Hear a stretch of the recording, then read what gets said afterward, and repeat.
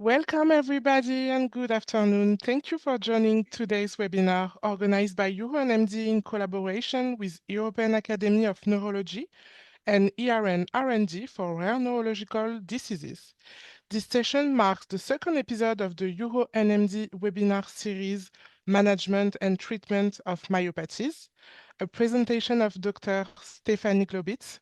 So she's a neurologist at the Department Neurology University Hospital in Göttingen, where she focuses on the diagnosis and treatment of neuromuscular diseases, particularly myositis and myasthenia gravis. She is part of the neuromuscular team at the Göttingen Reference Center for Rare Neuromuscular Diseases, which is affiliated to the EURO-NMD network.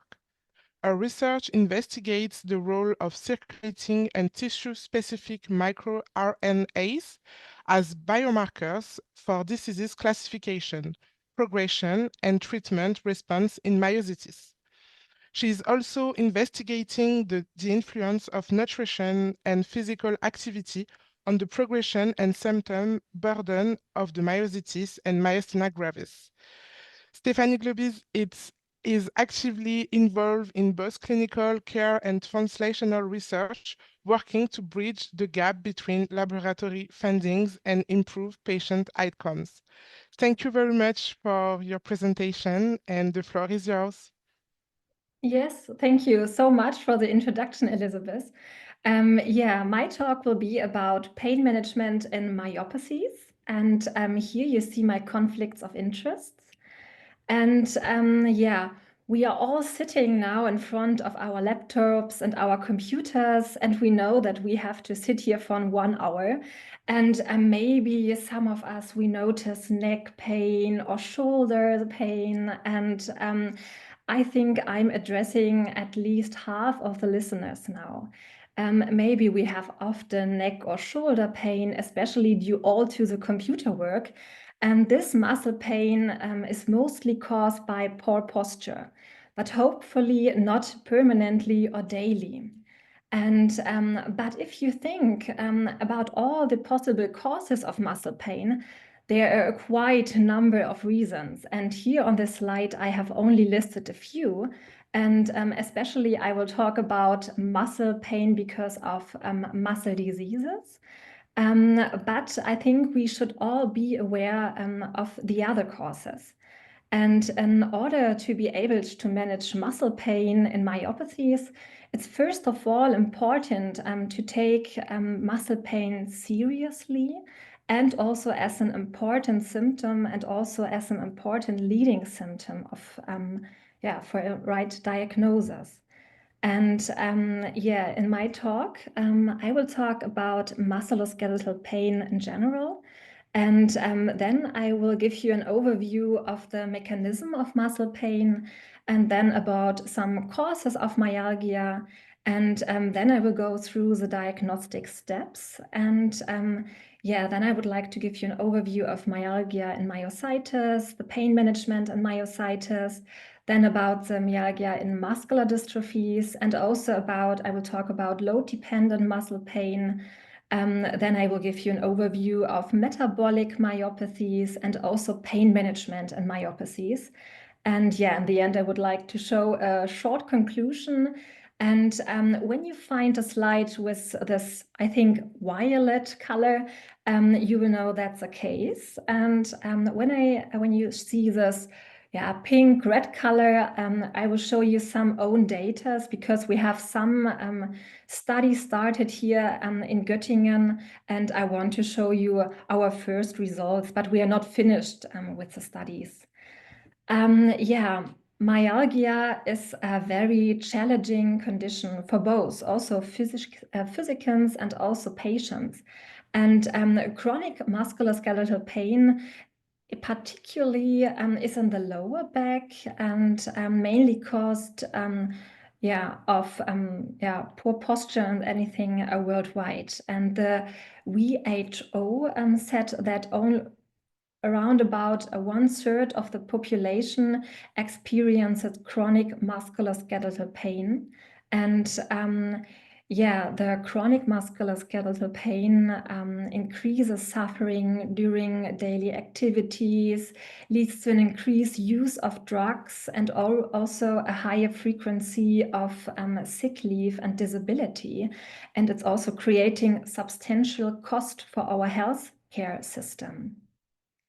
And yeah, here my definition of myalgia. When I talk about myalgia, I really mean the pain of the muscle and not of the joints and not of the other structures. I really mean, or we really mean muscular pain. And there's also a ECD-10 code for that. And you can decide between diffuse or local pain, and also between acute and chronic pain. And yeah, muscle train. So I will talk about the mechanism of muscle pains now. So muscle pain is triggered by the activation of nociceptors. And these are free nerve endings, and they are connected to the central nervous system via slow fibers. And these nerve endings are sensitized and activated by, for example, a strong mechanical stimuli, for example, traumata, or also endogenous inflammatory mediators, for example, bradykinin or serotonin. And there are two big players for muscle pain, and these is ATP and also protons. And these two substances activated the nerve endings by binding to receptors, and yeah, then lead to the activation. And in short, ATP is released during all types of tissue injuries and can be considered as an universe stimulus. For example, muscle cells containing muscle cells have a high concentration of ATP, and ATP can act a pain factor in muscular trauma and also in other damages, for example, in necrotizing myositis. Protons is also very important in the mechanism. For example, acidic tissue is one of the most important triggers, and almost in every pathophysiological alterations in muscle, it leads to a drop in pH. So chronic ischemic conditions or poor posture or myositis can also lead to a lower pH. And to sum this mechanism up, and we have a muscle damage or an inflammation. This release or lead to a release of ATP and leads to acidic tissue. And also we have these inflammatory mediators, and this leads to the activation of our nociceptors and in muscle tissue. And so the release of neuropeptides can also lead to a peripheral sensitization.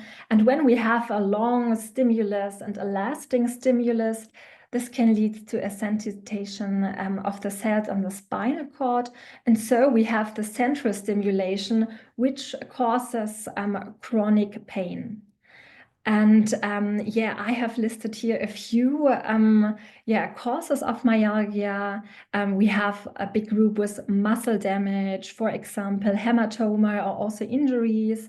And we have infections, especially also COVID-19, but also influenza and so on. And we have the autoimmune diseases, which can also lead to muscle pain, especially also myositis. And furthermore, we also have metabolic defects, for example, CPT deficiency, and also other myopathies. And yeah, there are so many causes of muscle pain, and now we are supposed to find out which one is really which one have really an underlying muscle disease. And I will go now step by step through the diagnostic process. Yeah, here is our case. We have a 59-year-old woman. She is a teacher, and she said, well, I have progressive symmetric muscle pain and also weakness in the thighs and in the shoulders, and over the last 5 weeks. And she also reports difficulties in climbing stairs, and she said that the pain is dull and worse with exertion. And she said the symptoms began very slowly, and at first she thought maybe it's due to gardening activity because it's summer, and or maybe age related. So it's really slowly beginning of the pain, and she had no fever or other symptoms. And when we look at the medical history, she has the Hashimoto thyroiditis, and well, not so important other diseases. And when you look at her medications, well, it's also a quite well normal medication. And well, now we as a doctor, we have to do the anamnesis from muscle pain. So first we have to ask about the localization of muscle pain and the character of pain. And it's also interested to talk about the frequency and the time course of the pain. And then also about other symptoms and also about pain provocational factors. And for this, sometimes for patients, it's hard to describe their symptoms. And so we can use scales and scores, and especially it's then easier to do a monitoring of the progression of the pain and also about the response to a treatment. And here are different scales, for example, the visual analog scale, or also the numeric rating scale. These are unidimensional scales, but there are also other pain scales like the McGill questionnaire or also the widespread pain index, and they ask for other symptoms too. And yeah, when you ask patient, where do you have pain? Sometimes it's easier for the patient, also for the doctors, to show a figure, and then the patient can show where the pain really is. And this is from our patient, and here she shows that she had pain in her shoulders and in her thighs. And yeah, then you will ask about how is the fluctuations, and you can use, for example, this illustrations for that. And so, for example, to have a permanent pain with slight fluctuations, or a permanent pain with really pain attacks. Or maybe some of them have only pain attacks, but are pain-free in between. And well, sometimes it's pain attack and also pain attack and also pain. And here is a little part from the widespread pain index. It's used as a diagnostic criteria in fibromyalgia, and it's multidimensional because it also asks for fatigue and sleep and also cognitive symptoms and other somatic symptoms. For example, also diarrhea or obstipation or fever, for example. And yeah, so we now know what kind of pain our patient had. And then we continue with a physical examination. And our patient, she has a proximal weakness of the upper and lower limbs. And over that, she has normal distal strength, and she has no fasciculations or atrophy or sensory deficits, for example.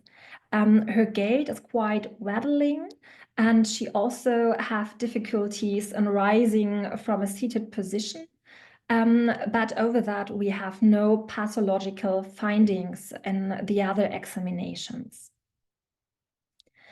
Our next step is that we have to check basic laboratory tests. And in case of some suspected diseases, we can do further laboratory tests. So a basic laboratory diagnostic should always have the CK level, also liver enzymes and electrolytes, and differential blood count. If you suspected a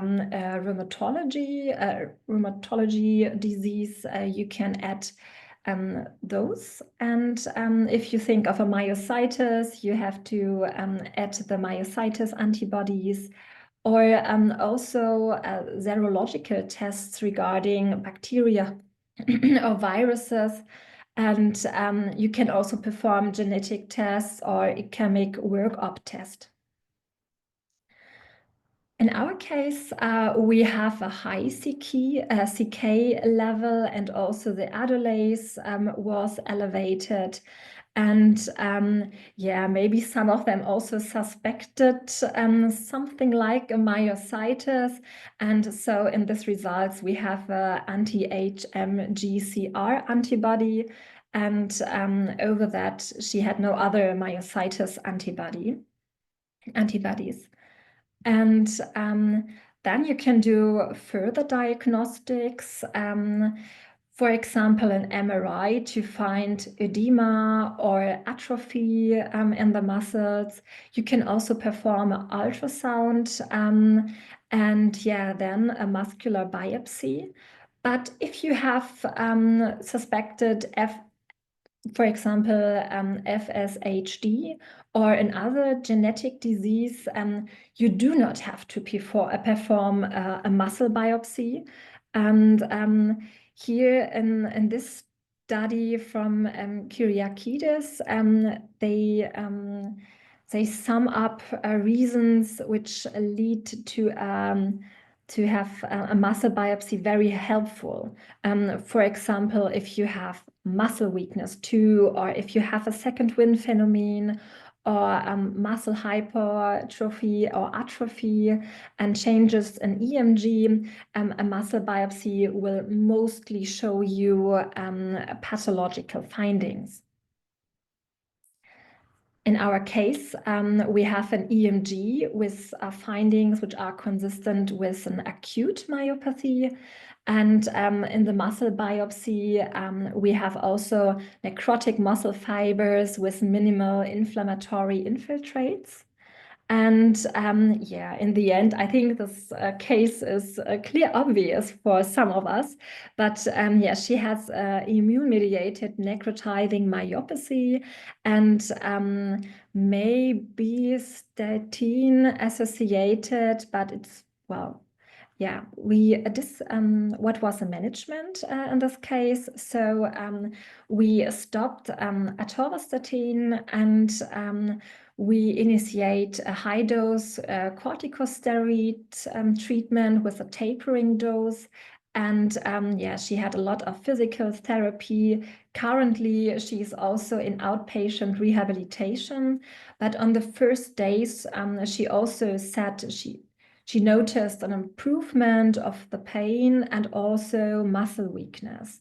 And I showed you this case that it's really important to find or try to find the reason for the muscle pain, because when we have a reason, we can treat it. So last week we have a great talk about treatment and myositis, and when we do not find a cause for the myalgia, it's quite hard then, or it's harder to treat it then. And yeah, when we talk about muscle pain and myositis, there are also there are some studies about it, and we all know that myalgia is a common symptom in myositis. And the prevalence of myalgia is quite unclear, but we know that dermatomyositis, our patients with dermatomyositis are mostly affected by pain, and in IBM, muscle pain is not so common. And the degree of relevance when we think of our patient is high, and also the degree of the influence of daily living is also high. And for this high impact, the muscle pain is only little discussed and maybe underrepresented clinical symptom of myositis. And there is no one, not one and only management of myositis and muscle pain. And this study is quite great because they had a huge cohort. They had more than 400 patients with myositis, and they asked about the current pain, the medication they used, and more than 90% said they had current or past pain. And for the patient, it's quite easy to differentiate between muscle pain or other pain and pain due to myositis. So 99% attributed their pain to myositis. And participants aged more than 60 years had a lower likelihood of myalgia in their study. And there's a higher likelihood of pain in dermatomyositis compared to IBM.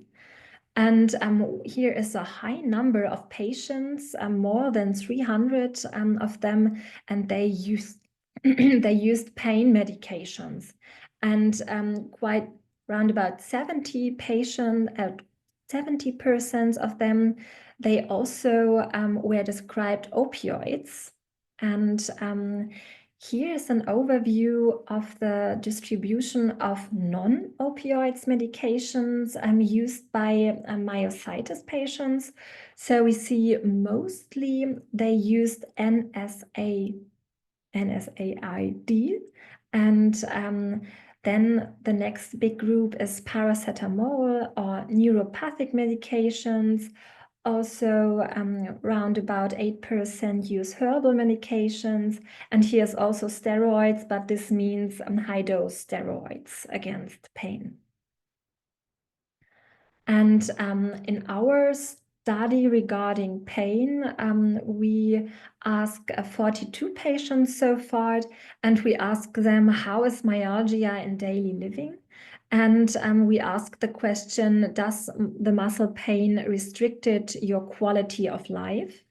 And when you look here at the results, always, often, sometimes, there are quite a lot of patients which are really affected by muscle pain. Or the question, do you have to take breaks in your everyday life because of the muscle pain?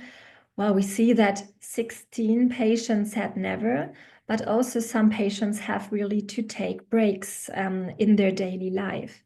And the question, are you impaired in your everyday life? So, for example, housework or work. And we have also 16 patients who said, well, never, but also patients who are really affected. And then we ask about the quality of the myalgia. And for example, do your muscles hurt when you touch them? So they are quite undecided. Or do you experience this muscle pain when you are at rest? They are also quite undecided. Or does heat help against pain? Here in the study, our patient said, well, some said no, the other said yes. So it's quite undecided. But cold does not help against pain, or mostly does not help against pain. And then, do you take medication for your muscle pain? They also, well, the majority said they take it. And do you have muscle pain today? Also, the majority of the patient had muscle pain on the day we asked for it. Then we had another study, and it's about muscle pain and also the effects of physical activity in myositis. And there we asked 75 patients, and mostly the majority said, well, they had positive effects of physical activity. And also improved exercise, improved the mood and quality of life. But 31% said they have muscle pain after exercise. And also there is a fear of worsening of the symptoms. And also 15% said that they avoid physical activity because of muscle pain. And yeah, regarding the management of myositis, first of all, it's important to treat the myositis. And yeah, I've already said last week we learned everything about the treatment of myositis, but yeah, here when we know it's a reason the myositis, we have to treat the myositis. And then there's also pharmacological treatments, and we know the WHO analgesic ladder, and it's consists of the non-opioids, analgetics, and opioids, and also the adjuvant analgetics. And here's also this ladder. So we usually start with step 1. And if it's not enough, we can always go a step further. And yeah, with weak opioids and also strong opioids. But usually in myositis, we do not need step 3. Usually it's step 1 or step 2. And it's important that when the pain really improves, you can go a step back. Yeah? You can always de-escalate therapy. And there's also a huge possibilities for a non-pharmacological treatment. And yeah, we have the rehabilitation. Rehabilitation is on the one side very important, that patient really learn how to train. They learn how to do mild to moderate exercise. And they also talk with other patients, yeah, and get to know to their disease. And other non-pharmacological treatment is heat or cryotherapy. And there are other possibilities, for example, acupuncture, meditation, or relaxation skills. And I think Google now thinks that I have muscle pain. And there are so many recommendations and suggestions from Google what I can buy for apps and yeah, books, and yeah, it's quite big, many possibilities, and also cost-free, and yeah, there are great apps for meditation or relaxations, and you can also suggest your patient that they can try it, and yeah. Next to the non-pharmacological treatment, the psychological treatment is also a very important step. It's about patient education, or also cognitive behavioral therapies, and patients can learn about stress reduction. And yeah, after myositis, I would also like to talk about myalgia in muscular dystrophies, and in Duchenne or in Becker muscular dystrophies. There's a study who said it's usually at the beginning of the disease, especially in the calves. And female gender, high fatigue levels, and lower muscle strength is also associated with more pain. And in FSHD, usually shoulders and neck are affected. And in DM1, the neck and the lumbar spine is mostly affected. And in DM2, especially the thigh region is affected. And here is a very nice study from colleagues from Munich. And they asked also a lot of patients with different neuromuscular disorders. And here, for example, the FSHD, you see that they have mostly head and neck and shoulder pain, and also the leg region is affected. And when you look at patients with DM2 who has a muscle pain, they mostly have pain in the leg region and also head, neck, and shoulders. And in DM1, well, quite every region is affected, but not with that high prevalence like in the other diseases. And in here, the LOPD is a late onset Pompe disease. You see they have also pain, but mostly also everywhere, but not in the arms. And in SMA, well, pain is not quite often, but mostly in the legs. And in the control group, they do not have pain. Here are also data from a huge study with patients with FSHD, and they ask around 400 patients with this disease and asked also for pain and how they treat the pain.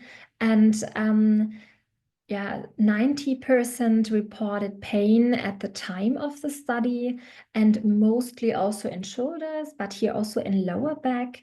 And 203 patients reported also chronic pain, and 30% of them said they have severe pain.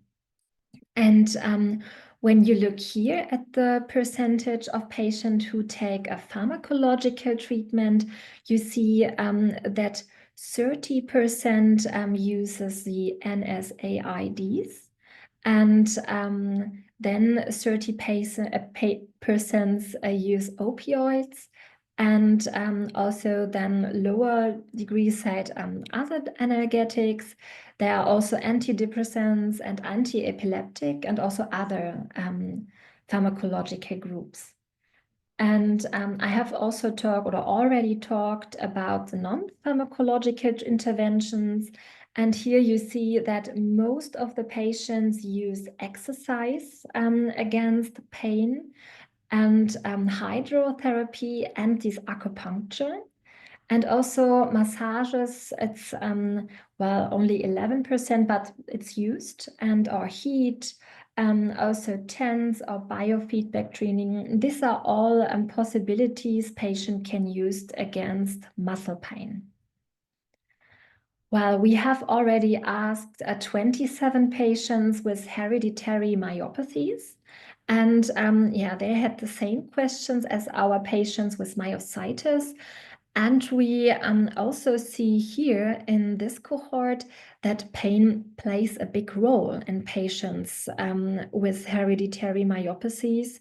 And we see that, yeah, the majority of them has a restricted quality of life due to pain. And we see that the majority also have to take breaks in everyday life. And they are really impaired in everyday life, so in housework and work. And when you look here at the quality of the pain on the other side, also heat, well, the majority said that heat helps against muscle pain, and cold again is not also here in this cohort not the way to go. And we ask also here if they take medication against muscle pain, and we see they are also undecided. When you look at load-dependent muscle pain and its effect of physical activity in FSHD, we ask 37 patients, and the majority of the study participation said that they have a positive effect of physical activity, and especially regarding the disease-related symptoms, more than 60% say that they noticed a positive effect. And yeah, 30% also said that they had muscle pain after physical activity. And there are also patients who really avoid sport because of muscle pain. When you ask, or when you look at myalgia in metabolic myopathies, it is very important that you ask about the exact occurrence of pain during the exercise, because when we think about the muscle work and how it really works on our muscles, we know that in the first few minutes of muscle activity, we have ATP and creatine phosphate. And then later we have the anaerobic glycolysis, and then later the aerobic glycolysis. And in the end, we have our lipolysis and beta oxidation. And when you think of our muscle diseases, for example, when you have McArdle diseases or you have a glucogenosis, you have problems at the beginning of the exercise. And it's called the second wind phenomenon. So at the beginning, it's hard, but after some rest or after a lower activity, your muscle function can be restored. And then problems in the beta oxidation or the lipolysis, for example, the CPT disease, you have problems at the end or especially after muscle activity. And here it's also written that patients with McArdle disease, they have intermittent or exercise-induced pain, and patient with Pompe disease, half of the patient reported myalgia, and a patient with the CPT deficiency, nearly all of them described muscle cramps, myalgia, especially several hours after physical exercise. And when you look at the pain management in myopathies, I put all myopathies except myositis here together. And we try to find the real diagnosis, because when we have this diagnosis, maybe there is a treatment against this disease. For example, we can work with enzyme replacement therapies.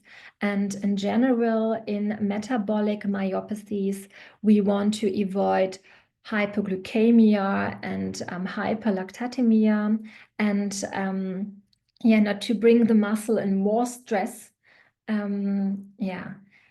When we talk about the pharmacological treatment in myopathies, we also have our WHO analgesic ladder. And in dystrophic myopathies and myotonias, we have mexiletine.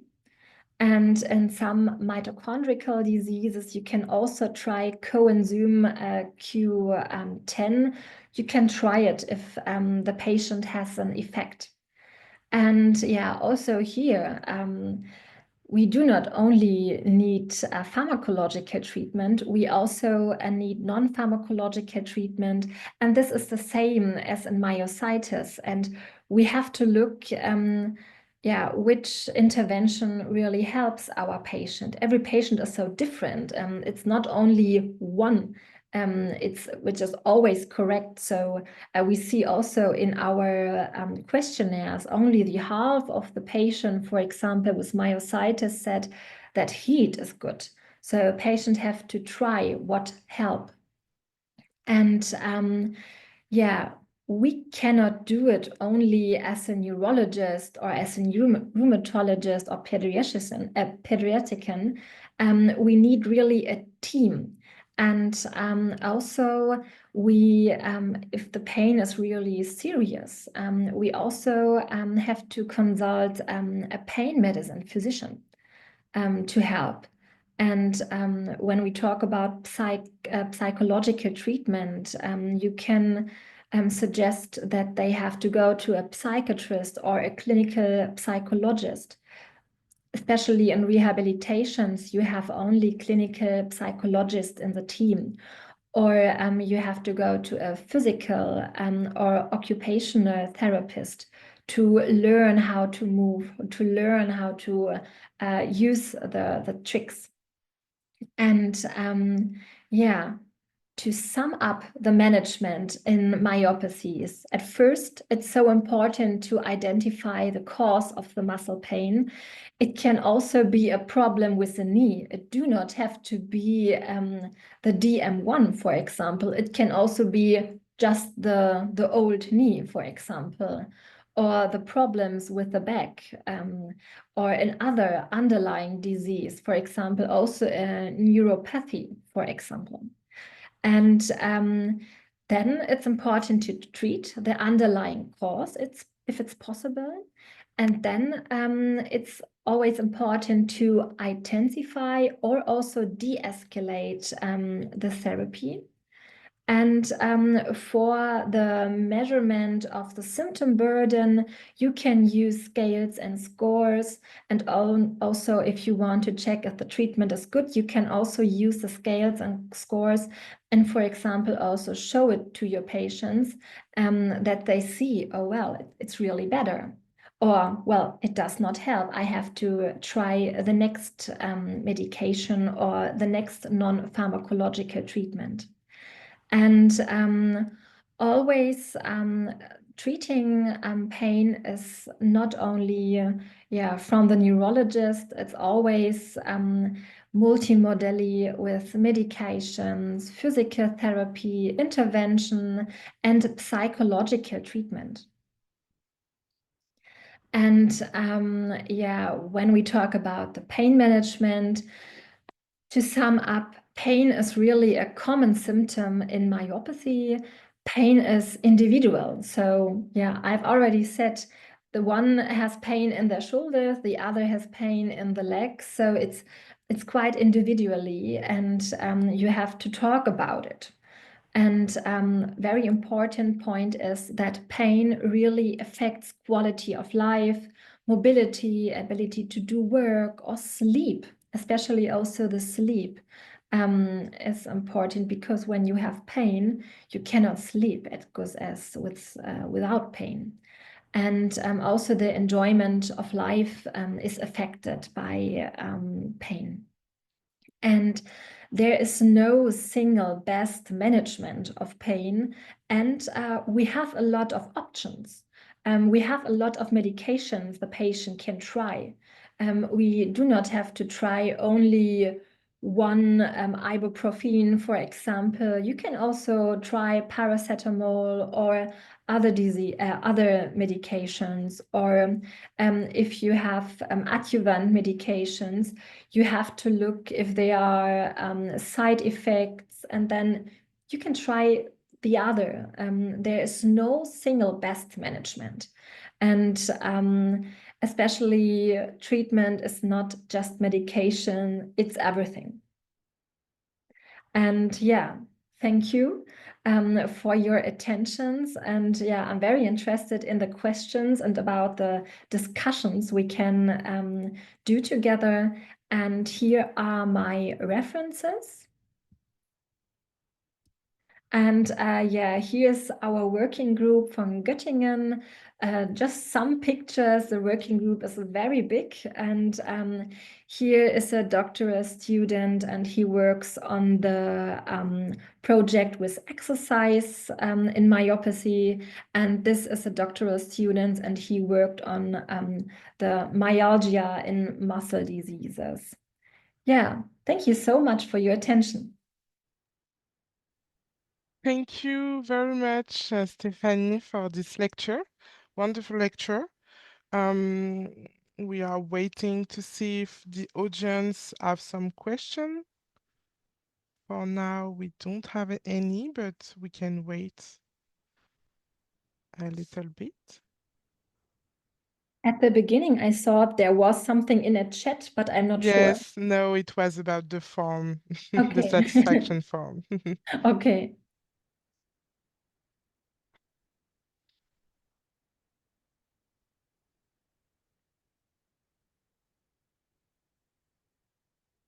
Yeah, it's really very individual.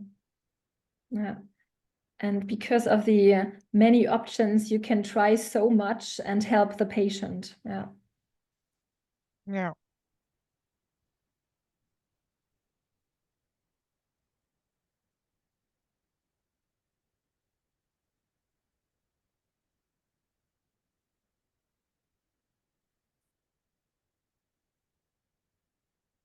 If you have any question, if you want to raise your hand and voice your question,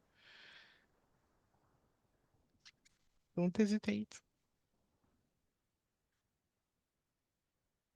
I think also in some weeks we will have a presentation about rehabilitation Mm-hmm.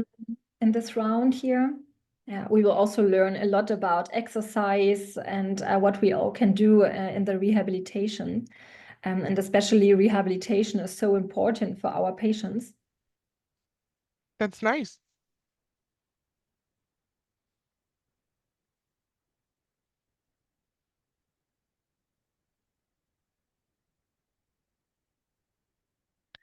I think your talk was very complete.